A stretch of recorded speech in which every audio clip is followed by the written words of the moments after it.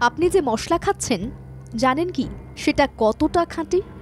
জানেন কি সেটা কতটা শরীরের পক্ষে উপকারী বা অপকারী? হয়তো অজান্তেই বিষ ঢুকে যাচ্ছে আপনার শরীরে। কেন এই কথা বলছি ভাবছেন? শুনলে চোখ কপালে উঠে যাবে।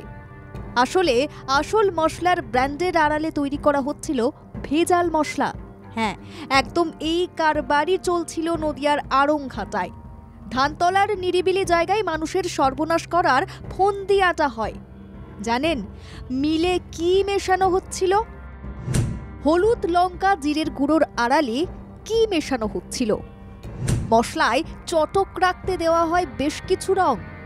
অভিযোগ, ক্ষতিকর রং দিয়েই ভেজাল মশলার বিক্রি বাড়ানো হয়। মানুষের স্বাস্থ্যের কথা ভেবে ভেজাল কারবারি গ্রেপ্তার। ধানতলা পুলিশ গোপন সূত্রে খবর পেয়ে অভিযান চালালে ফাঁস হয় গোপন কারবার। বাজেয়াপ্ত করা হয়েছে মশলা তৈরির সমস্ত উপকরণ।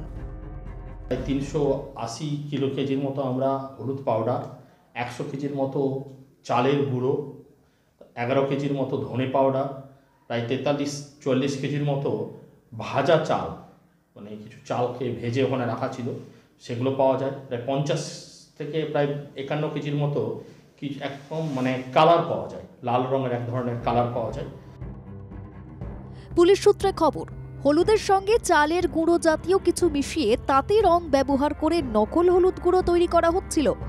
জিরে, লঙ্কা সহ অন্যান্য সামগ্রীতেও রঙের চমক দেওয়া হচ্ছিল, যাতে ক্রেতারা সহজেই এই ভেজাল মশলা বেছে নেয়।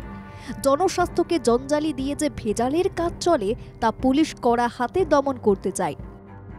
সবচেয়ে যেটা হরিবল জিনিস, সেই জিনিসগুলো ওনার কাছ থেকে নিয়ে গিয়ে বিভিন্ন নামি দামি কোম্পানির পাউচে করে সেটাকে দোকানে বাজারজাতও করা হচ্ছে। তো আমরা সেই ব্যক্তিকে অ্যারেস্ট করেছি, তাকে রিমান্ডে নিয়ে আসছি। নিয়ে এসে এটার উপর আরও ফার্দার আমরা ইনভেস্টিগেশন করব। খাবারের গুণমানকে মান্যতা দিয়ে এই ধরনের ঘটনা যাতে আর না হয় সেজন্য পুলিশ নজরদারি বাড়াচ্ছে। মাধব দেবনাথের রিপোর্ট, বাংলা জাগো।